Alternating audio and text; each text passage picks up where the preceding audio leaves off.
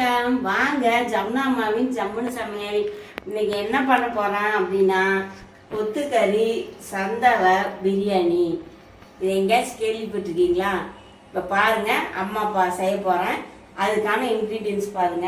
கொத்துக்கறி 1/4 kilo, பெரிய வெங்காயம் 1, சும்மா அரை விரல் அளவு இஞ்சி, ஒரே ஒரு கட்டி பூண்டு, ஒரு பிரியாணி இலை, ஒரு 3 பட்டை, சோம்பு 1 ஸ்பூனு, 2-3 கிராம்பு, ஸ்டார் அனேஸு 2, கல்பாசி ஒரு 2 பீஸு, மராட்டி மொக்கு 2 பீஸு, பச்சை மிளகா 1, தக்காளி 2, புதினா தலை கொஞ்சமாக ஒரு 10 செடிங்க. இது கொஞ்சம் கொத்தமல்லி தலை கார்னிஷிங்கு. இப்போ நம்ம என்ன பண்ணுறோம், பட்டை கிராம்பு ஏலக்காய் மட்டும் 3ஐயும் போட்டு பவுட்ரு பண்ணி வச்சுக்கிறோம். இஞ்சி பூண்டையும் அரைச்சி வச்சுக்கிறோம். அவ்வளோதான். இப்போது நம்ம தாளிக்க போகிறோம்.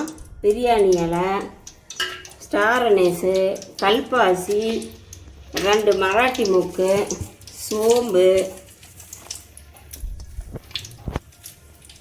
3, 2, 1, ஒரு பச்சை மிளகா, ஒரு பெரிய வெங்காயம் போட்டு எல்லாம் வணக்கிறோம். இஞ்சி பூண்டு போடுறோம். இப்போது தக்காளி போடுறோம். தக்காளி நல்லா ஸ்மாஷ் ஆகட்டும். உப்பு போட்டிருக்கேன், மஞ்சள் போட்டு தக்காளி போட்டு நல்லா வணங்கிட்டோம்.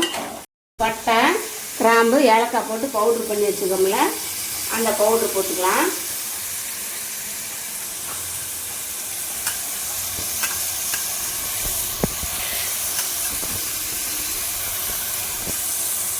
ஃப்ரை பண்ணிட்டு கொத்துக்கறி போட்டுக்கலாம்.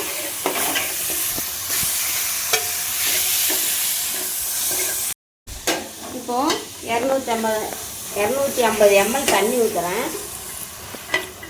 நல்லா ஸ்லோவில் வச்சு நல்லா மட்டன் வெந்துடணும். கொத்துக்கறி நல்லா வெந்துடணும். மூடி போட்டு நல்லா வேக வச்சுருங்க. இப்போ பாருங்கள், தண்ணி ஊற்றி நல்லா வெந்து நல்லா மசாலெலாம் வெந்து நல்லா எண்ணெய் பிரிஞ்சு வந்துடுச்சு. இப்போது ஒரு அரை மூடி லெமன் ஜூஸ் ஊற்றுறேன்.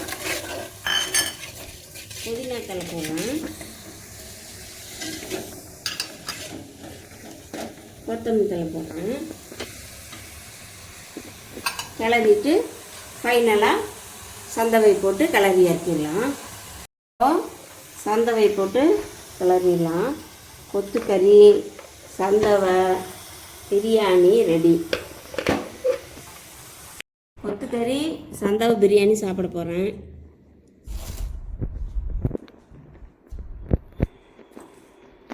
அருமையாக இருக்கும். இதே மாதிரி செஞ்சு பாருங்கள். சப்ஸ்கிரைப் பண்ணிடுங்க, ஷேர் பண்ணிடுங்க. பாய்.